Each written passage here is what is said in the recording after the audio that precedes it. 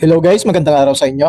Ngayong araw ay dito tayo magpipishing sa may Northfield. Itong video na to guys ay medyo matagal na. Kaya yung ibang mga kasama natin ng mga angler, katulad ni Marlon, ni Maynard, ni Philip, ni Ryan at ni Jeff ay nasa Pilipinas na. Nakakalungkot pero kailangan natin tanggapin. Kailangan pa rin natin magpatuloy. Sa pagtagal ay masasanay din naman tayo na wala sila. At dito nga pagdating namin sa fishing spot ay gumamit muna ako ng lure.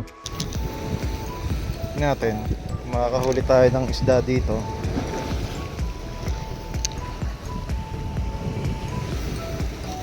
Hindi pa natin kabisado yung lugar guys.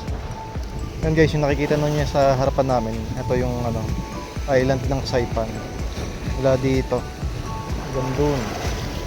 Yan, Saipan yan.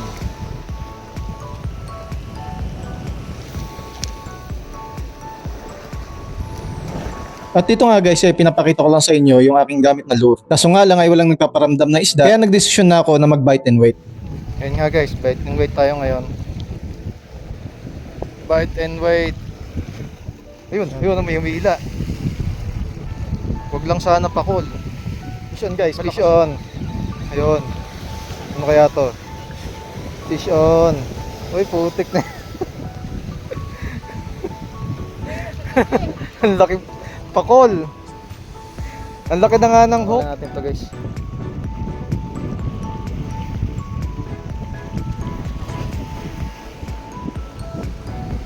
Pakawalan natin ang takol. Fish on guys. Fish on. Mabigat. Mabigat. Nananahimik. Lapo. Lapo.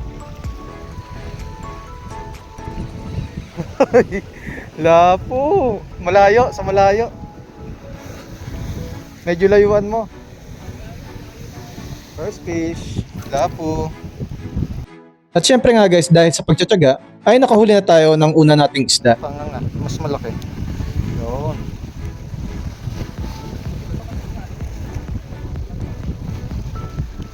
Yun.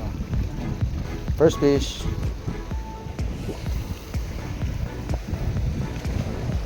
Fish on guys, fish on. Fish on. Uy. Fish on, malaki. Uy. Ay. Ano ba yun? Ano yun? Pasaway. Tanggal yata yung sayang. Nung lumipas ng mga ilang oras dito sa fishing spot, ay medyo sumasama na ang panahon. At yun ay kitang-kita namin sa island ng Saipan. Inuulan na dun Pero sana mabago yung direksyon. Papunta rito yung hangin pag ganun Eto malamang tatama sa atin to. Etong isang to tatama. Eto lilihis to. Fish on guys. Fish on. Nasaan na yun? Fish on na. Uy. Pakul na naman yata to guys. Mandi. Ganda. Ganito.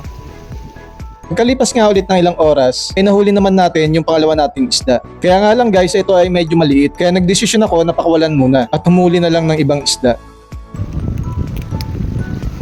So pakakawalan natin, medyo maliit pa. Baka magsumbong sa mga kapwa isda niya. Dito natin, ligaw natin. Dito natin lagay. Ligaw natin. Nandiyan ka lang Ulanan na kami guys. Malakas yan. Maliligo si Maynard. Lipat kami ng pwesto guys. At dahil nga biglang sumama ang panahon, ay nagdesisyon kami ng mga kasama ko na lumipat ng pwesto. Para sa ganon ay madagdagan pa yung mga huli namin. At dito nga kami napadpad sa malapit sa blowhole. At dito sa video kung makikita nyo ay merong mga harang sa magkabilang gilid. Dahil sa mga lugar na yan ay merong pang mga naiwan na landmine. Pala dito?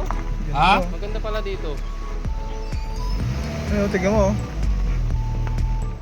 Dito sa fishing spot guys ay tatry lang naman natin kung makakahuli tayo ng isda. Pero kung wala naman nagpaparamdam ay uuwi na rin tayo. Para sa ganon ay makapagpahinga na tayo. Dito sa fishing spot guys ay talagang napakaganda ng lugar. Kaso nga lang ay talagang napakadelikado dito dahil sa naiwan pang mga bomba at landmine. Dito sa fishing spot na pinuntahan namin ngayon ay napakalakas talaga ng alon. Dahil kung minsan pag high tide at masama ang panahon ay malalaki ang alon dito na umaabot ng 10 feet.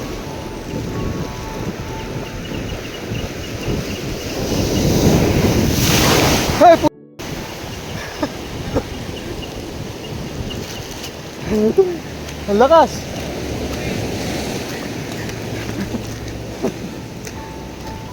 Tutik na yan, nabasa ako. Woo!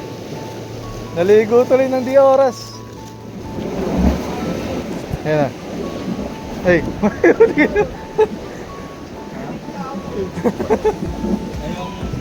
Ewan ko kung ano isda yun.